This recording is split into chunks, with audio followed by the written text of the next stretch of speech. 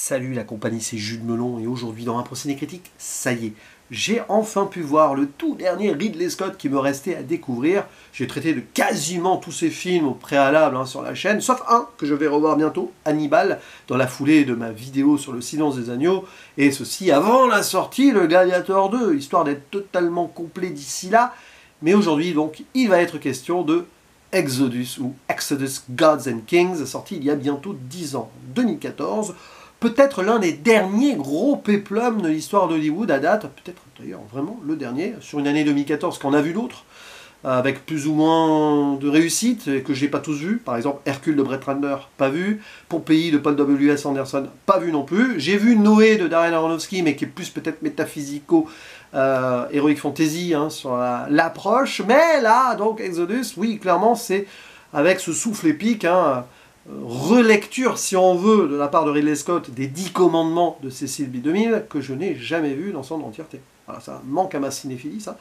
Mais évidemment, surtout, l'adaptation très personnelle du réalisateur britannique de cette légende biblique, religieuse, donc, de Moïse, le libérateur d'esclaves, suite à on va dire, un message de Dieu. Et Moïse, ici, il est joué par Christian Bale, qui dans le subconscient, déjà à l'époque, était encore Batman un peu. Choix étonnant, mais pourquoi pas. Joel Edgerton, quant à lui, interprétant son frère, entre guillemets, Ramsès, qui va devenir le pharaon d'Égypte. Oui, vous avez vu Le Prince d'Égypte de DreamWorks, peut-être, le film d'animation, c'est la même idée. J'aime beaucoup d'ailleurs, c'est un de mes DreamWorks préférés. Pour interpréter le père de Ramsès et adoptif de Moïse, nous avons John Turturro, qui est là qu'au début, puisque Seti va vite disparaître. Aaron Paul aussi présent, de même que Ben Mendelsohn, qui est vraiment dans un rôle de méchant, un peu traître là. Enfin, voilà. Maria Valverde aussi, parce que c'est une coproduction espagnole, et nous avons un compositeur espagnol cher à Pedro Almodóvar. Ce n'est pas Hans Zimmer ici, c'est Monsieur Alberto Iglesias. Et alors, on a aussi la présence de Sigourney Weaver, qui fait vraiment que coucou. Bah oui, Alien, rappelez-vous. Bon, et pas que Alien. C'est une des actrices, quand même, début de la carrière de Ridley Scott, assez fétiche du metteur en scène.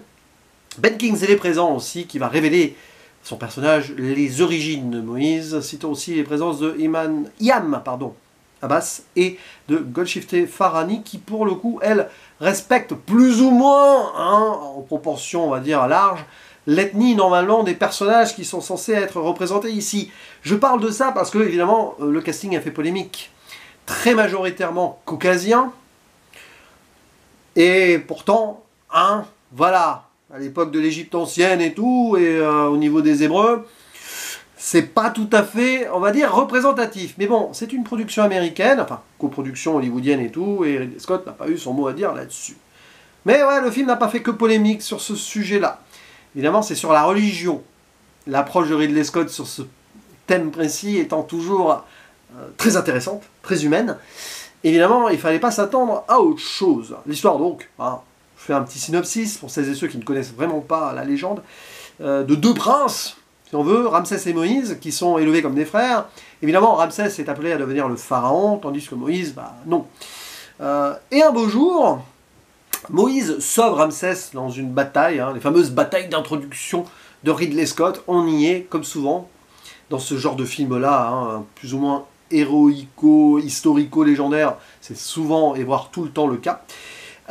Eh bien, ouais, du coup, il lui en doit une, le futur pharaon. Quelque chose qui se casse la figure là-bas, c'est pas grave, on la garde, c'est un procédé critique. Et en plus, ça répond à une prophétie. Mais est-ce qu'il faut croire à une prophétie? Qui des deux va devenir un leader ou un chef? L'histoire, ici, va nous montrer que les deux vont devenir, on va dire, des guides spirituels de leur peuple, au sens large et divers, mais pas avec les mêmes ambitions et les mêmes raisons. Moïse, qui va être évidemment à un moment écarté par Ramsès, qui devient le chef, qui apprend les origines hébraïques de Moïse, il va suivre son chemin, partir à travers le désert, devenir berger et rencontrer Dieu, le fameux buisson ardent, qui est ici représenté par un enfant.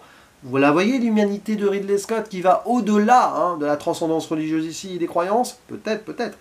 Et donc Ramsès va pas être content, puisque Moïse va revenir le voir et exiger la libération des esclaves.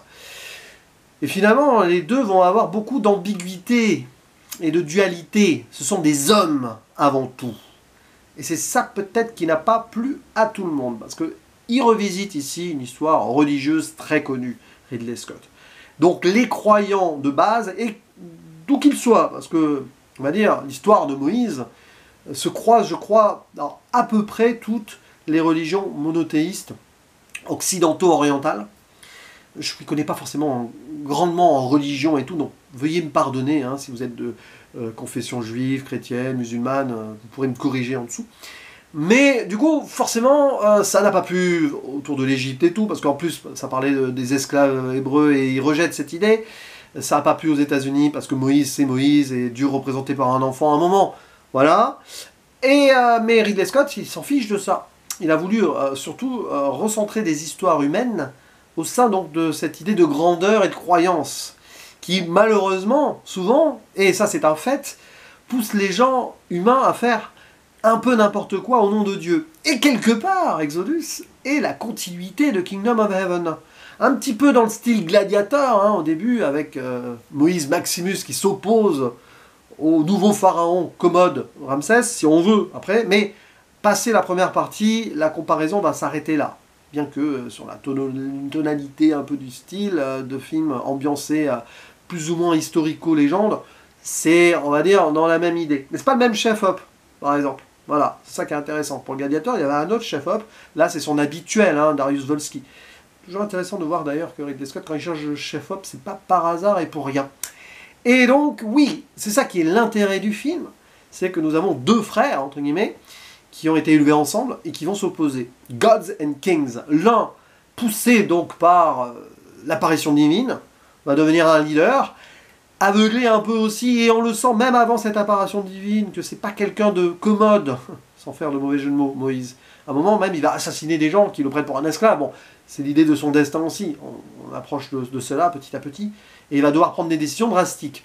Bon, peut-être pas pire quand même que Ramsès, qui avec ses esclaves qu'il veut garder, lui, à un moment d'ailleurs, va devoir retrouver son humanité malgré lui, parce qu'il va vivre un drame personnel, qui vers la fin va lui faire n'importe quoi. C'est ça, c'est des hommes qui ont leur faiblesse, qui ont leur colère, qui écoutent aveuglement certaines choses, ou qui se croient munis d'une mission, les deux hein, d'ailleurs, puisque Moïse, c'est le messager de Dieu, donc, je ne sais plus le nom d'ailleurs, Malak, qui veut dire messager en hébreu, qui, voilà, de suite, Moïse va se transcender comme cela et faire des choses, hein. Mais Ramsès étant le pharaon, c'est droit divin, c'est une sorte de dieu égyptien. Donc deux dieux, si on veut, un par messagerie, l'autre par droit, vont s'affronter, mais ce sont avant tout des rois, hein, de deux peuples différents. Mais j'ai envie de dire, le film aurait pu s'appeler Exodus, Gods, Kings and Men. Parce que c'est vraiment la dimension humaine qu'on retient, que ce soit du côté de Moïse par rapport à ses erreurs, par rapport à sa dualité certes, mais aussi la famille. Parce qu'il rencontre quelqu'un, il a un enfant, etc. Ses origines, forcément, hein, donc humaines en soi. Et Ramsès, parce qu'il a un fils aussi, il va se passer des trucs. Alors évidemment, le film fonctionne sur beaucoup de points, sur cette lecture-là, parce que ça bouleverse des conventions. Et c'est Ridley Scott, cinéaste un peu révolutionnaire hein, sur certains points, qui ici d'ailleurs veut, on va dire, renverser l'ordre établi et montrer que les leaders, les grands leaders de ce monde, souvent quand ils sont soumis à la religion, mais pas que, il y a aussi une idée de capitalisme avec les esclaves, hein, économiquement parlant, tout ça, il y a même un dialogue là-dessus qui est très moderne.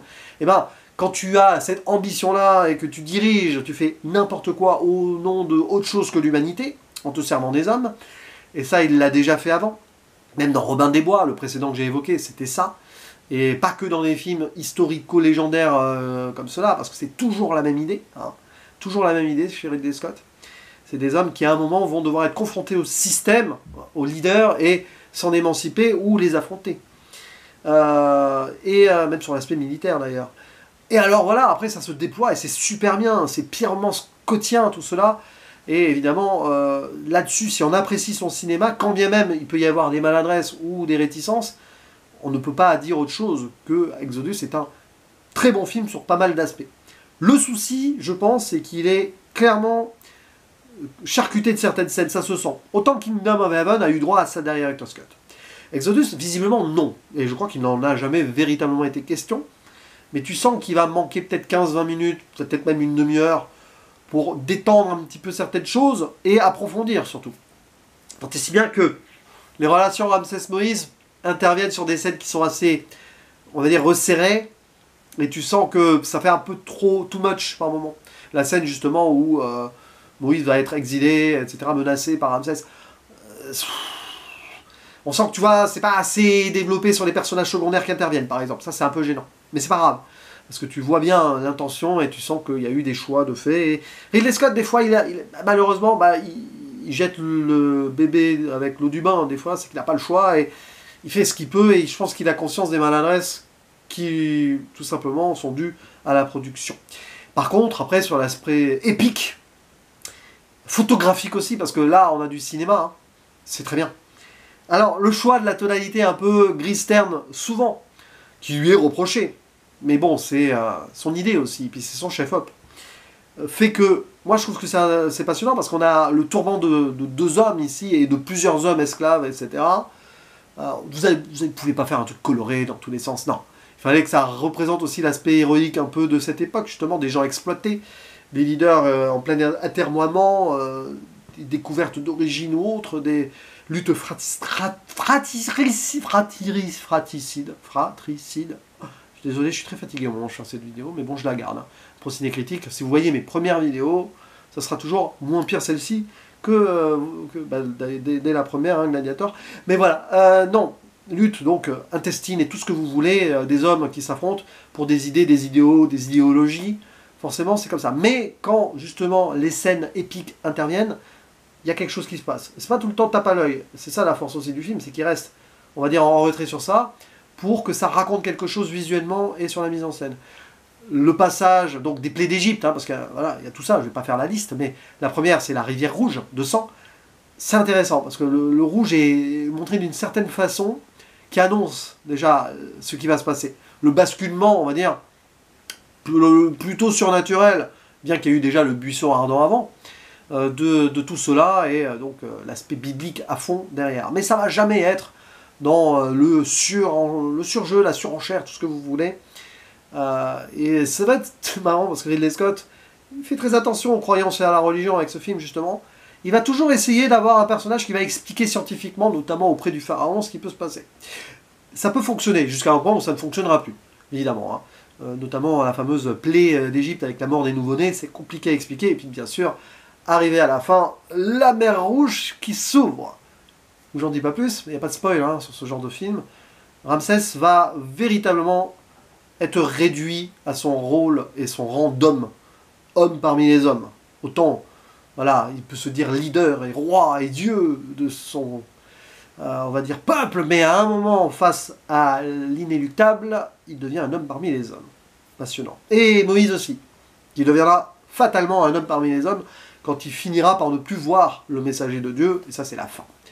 Donc, pour faire simple, parce que oui, je suis épuisé, vraiment, hein, donc, mais je suis content de faire cette vidéo. Ça lâche un petit peu aussi hein, les chevaux, hein, je ne suis pas un robot. Eh bien, c'est quand même une œuvre qui est passionnante, quand on connaît le cinéma de Ridley Scott. Il manque un truc. J'adorerais qu'il y ait une Ridley Scott Director's Cut.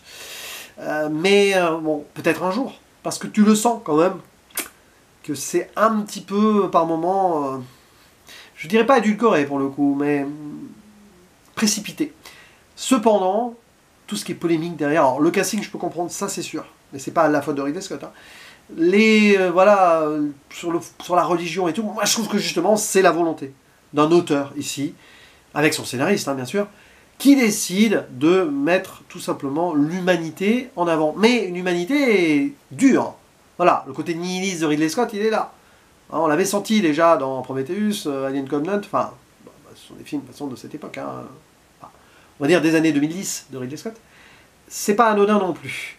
Donc il y a une méfiance et une défiance aussi de M. Scott, mais quand même, il rappelle aux gens que se battre pour ces idéaux-là et sur des croyances, il faut toujours vraiment se méfier des conséquences et peut-être éviter de faire n'importe quoi quand il est encore temps. Et ça résonne encore, j'ai envie de dire, avec le monde moderne. Voilà. N'hésitez pas à dire en commentaire ce que vous pensez de ce film. Désolé donc pour les petits bugs et les imprécisions et tout, mais c'est pas grave. Hein.